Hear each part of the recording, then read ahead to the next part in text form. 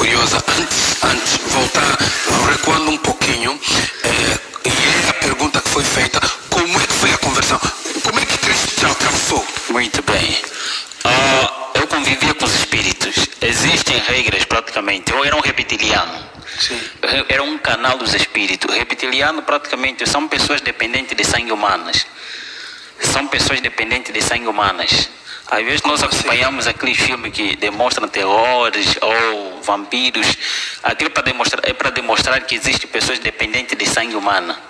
Sangue Sobrevive através do sangue humano. Fazem o quê? Bebem? Beber mesmo sangue humano. Bebeste muito sangue humano? Com certeza. Essas pessoas são praticamente, eu cresci com um espírito frio e escuro. Quando fala mesmo espírito frio e escuro, não tem remorso de nada. Não tem nenhum sentimento de culpa. Ele não sente sentimentos de culpa, nem remorso.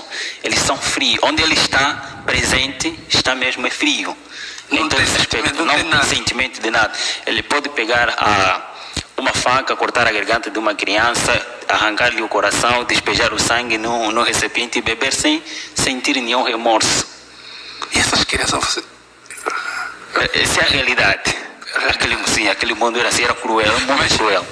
Vocês atuavam muito nos hospitais. Aquelas pessoas estão nas camas, moribundas. Você vê a pessoa hoje está bem, mas amanhã ficou grave. Foi. Aquilo também é o trabalho lá do... Existem níveis também.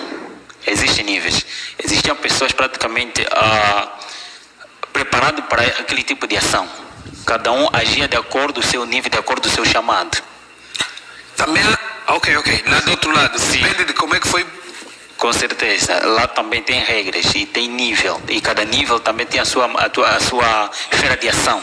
E você desobedeceu aquelas regras? Para saíres? Para sair praticamente eu não saía. Eu sempre tenho dito que irão sair. Foi Deus que me tirou. Foi Jesus Cristo que me tirou daquele meio. Para Cristo te tirar, como é que ele chegou? Estavas a contar e acabei fazendo outras perguntas no caminho.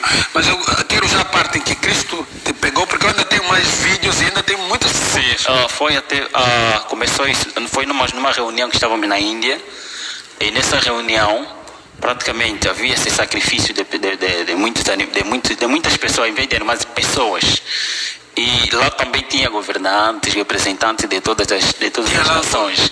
Representantes angolanos? Sim, praticamente de todos os países. Representantes mesmo de elite. E ela estava a sacrificar pessoas cada vez, praticamente mais sacrifício, mas os anjos também se alegravam. Mais sacrifício, mais as pessoas, mais os anjos também se alegravam, porque quanto mais morte de pessoas inocentes, melhor para aquele reino. E nessa praticamente de sacrificar, veio em mim um sentimento que nunca tive no princípio, desde que eu nasci até aquele momento. Comecei a me perguntar qual é o sentido da vida. Okay. Essas são as perguntas que começaram a sair. Qual é o sentido da vida? O feiticeiro não é feliz. Okay. Nenhuma pessoa feliz nenhuma pessoa feliz deseja ver felicidade em outra pessoa. Sim. Imaginemos que eu seja feliz, eu vou querer felicidade na outra pessoa. Toda pessoa infeliz deseja infelicidade em outra. Então essas pessoas são infelizes e ele não vive de uma forma livre. Quando eles dizem que o feiticeiro é livre, é poderoso, é mentira. Ele depende dos espíritos, eles são escravos. No momento que ele é chamado, obrigatoriamente ele tem que sair. Se não sair, ele morre. Os espíritos não são amigos de ninguém. Os feiticeiros do alto nível, a partir do baixo até o alto nível, eles sabem que são escravos. Mas os espíritos praticamente os enganam. Eles enganam. E nesse sentimento começaram a nascer dentro de mim, eu comecei a me perguntar qual é a razão da minha existência. Qual é o sentido da vida? E porque também íamos em países onde matávamos cristãos, ok? Matavam pessoas fiéis a Deus, não somente cristãos, mas pessoas fiéis ao Deus verdadeiro, em nome de terrorismo. E ao matar essas pessoas, algumas cantavam, e outras oravam, diziam assim: perdoa-lhes porque eles não sabem o que eles estão a fazer. É claro que eu sei o que estou a fazer. Como é que ele está a dizer que eu não sei o que estou a fazer? Ele não ora por mim. Alguns cantavam, eles estão a morrer, mas estão a cantar. Só que essas coisas não apresentam nas mídias. É proibido apresentar. E não pode ter câmera aí para filmar. Olha, cada segundo que passa, parece mentira, mas é uma verdade. Cada segundo que passa, morre mais de uma pessoa fiel a Deus neste mundo, que a mídia não apresenta, mas é uma realidade. O terrorismo, a guerra são meios criados para a diminuição da população, para praticamente cumprir o que está escrito. Eles implementaram, isso é a nível mundial. Quando mais sacrifício de pessoas inocentes, melhor. Quando mais sofrimento para o ser humano, melhor para eles. Porque as pessoas vão blasfemar contra o Deus do céu. Essa é a intenção. E nessa, estava já aqui em Angola, assim, praticamente, da viagem para Cabinda, em Cabinda tinha alguns missionários foram lá para pregar a palavra de Deus. Só que um cristão consagrado é uma ameaça para um país que é governado por eles. Só uma pessoa consagrada a Deus é uma ameaça para aquele reino. Então, essas pessoas que foram para lá praticamente enviaram alguns mensageiros, alguns feiticeiros para impedir a presença deles lá, mas não conseguiram. Então, numa noite, o Espírito diz: olha, vamos para Eteumã. Eles transportam. No fechar e abrir de olho, você está no local. Porque a Índia também foste assim, eu estava querendo perguntar isso, foste assim na Índia, mas voltamos em Cabinda. Sim, foi lá em Cabinda. Antes de eu mesmo chegar, praticamente eu e os espíritos, antes de nós chegarmos, essa casa estava iluminada. Estava iluminada com uma grande luz, e quem estava por cima dessa casa era um ser que emitia luz própria. Ele tinha luz própria, mas eu conhecia a estrutura de anjos. Ele não era anjo, porque ele não tinha asa, mas ele tinha luz própria, e só a sua beleza, praticamente o seu caráter, a sua beleza encantou o meu ser. Não resistimos àquilo, tivemos que regressar, porque ele dizia assim: não as toque, porque essas são as minhas joias preciosas. Ele disse: não as toques, essas são as minhas joias preciosas. Disse praticamente aos missionários que estavam acampados. Então nós regressamos. Ao regressar para casa, eu perguntei para os espíritos: quem é aquele? Eles disseram que aquele é o nosso maior inimigo. O nosso maior inimigo. Eu queria, dentro de mim, praticamente, eu não posso manifestar a eles sentimento de que eu estou triste com eles. Okay. Mas dentro de mim, ele não pode ler meus pensamentos. Os espíritos, até o próprio Lúcifer também não pode ler meus pensamentos. E ele também não está em todo lugar, simplesmente está num lugar específico.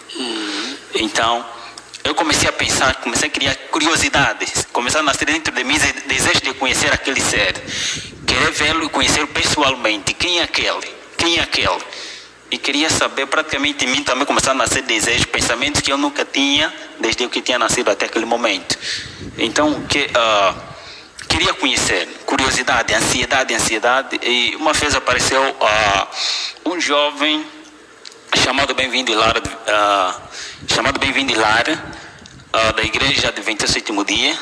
Ele começou a pregar da palavra de Deus. Só que ele pregava da palavra de Deus, também falava da minha vida. É como se fosse alguém que contou a ele a minha vida. Eu praticamente dizia, eu ficava atento para ouvir o que ele estava a dizer, mas os meus espíritos ficavam agitados, porque eu não tinha que ouvir cristão verdadeiro. Eu não podia ouvi-lo a falar. E depois de 3 dias, estava agora na minha casa, no meu com aquela ansiedade de querer conhecer aquele ser. Estava deitado, os feiticeiros não dormem quando estão deitados. De repente, estava deitado no meu leito e fiquei paralisado. E os espíritos foram expulsos. Apareceu uma luz lá no quarto que estava a iluminar, cada vez aumentava a intensidade. E eu fiquei paralisado. Quando um feiticeiro aparece no quarto de alguém para atacar, ele paralisa todos os membros do corpo humano. Não se movimenta. Só ele não mexe na mente. Ele não tem o poder de mexer na mente, mas eles paralisam todo o corpo, você não consegue se mexer. Ainda que tiver um companheiro de lado para procurar tocá-lo, você não vai conseguir tocá-lo. Então, há uma coisa que sentimos lá ao dormir, assim os normais. Você está a dormir, de repente sente, não mexe, está a pernear, depois acorda, começa a respirar. Aquilo também é outra coisa. Sim, não são questões normais. Não são, né? Não. Aquilo é trabalho lá do outro lado. Do outro lado. Esse mesmo, não para me sair desaparece mesmo, é para matar. Aquilo é mesmo. Sim, mesmo para matar. Você começa a sentir tanto enforcar. Nunca sentiram? Aí em casa vocês nunca sentiram? Começa a mexer e depois acorda, olha assim. Aquilo é o trabalho. Sim, Deus não permitiu que você descansasse naquele momento. Então Deus já me safou muitas vezes. Sim. Sim, eu estava paralisado e não podia movimentar. Meus olhos estavam abertos. Ele permitiu a minha visão. Os meus membros estavam paralisados. O que nós fazíamos agora estava a fazer comigo. Então eu entendi, olha, eu já sei que ele não vai mexer na minha mente. Então comecei a olhar para ele e eu fiz a primeira pergunta: sabe quem eu sou? E sabe de onde vou, para onde? Sabe de onde vem, para onde vou? Por que eu existo? Qual é a razão da minha existência? Por que o vazio da minha existência continua a perturbar a minha alma? Porque por causa do vazio que existia na minha alma, isso me incentivava cada vez a fazer mal, para procurar preencher o vazio que o ser humano que havia dentro de mim. Isso era impossível. Então comecei a fazer pergunta neste ser. Só que esse ser, como é que eu dei conta que ele é um ser sobre praticamente alguém superior do que o próprio Lúcifer que eu conhecia? Porque ele lia os pensamentos. Ele começou a responder. Quando ele começou a perguntar, antes de começar a resposta, ele dizia assim: tenha paz. É como se fossem as palavras dele trouxeram para mim poder. Aquele coração que era frio e escuro foi retirado. E o que aconteceu? Eu tive paz desde aos meus 0 anos até os meus 17 para 18. Foi naquele momento a primeira vez a sentir sentimento de paz e alegria verdadeira. Ficaste 18 anos? Sim, na feitiçaria. E naquele momento eu tive paz. E as primeiras palavras que ele pronunciou foi: eu te criei para algo melhor. Foram as palavras que ele pronunciou: eu te criei para algo melhor. Em resposta das perguntas que eu fazia para ele. Gabriel, o pastor Cambuembe mandou também uma pergunta para si. Vamos ver.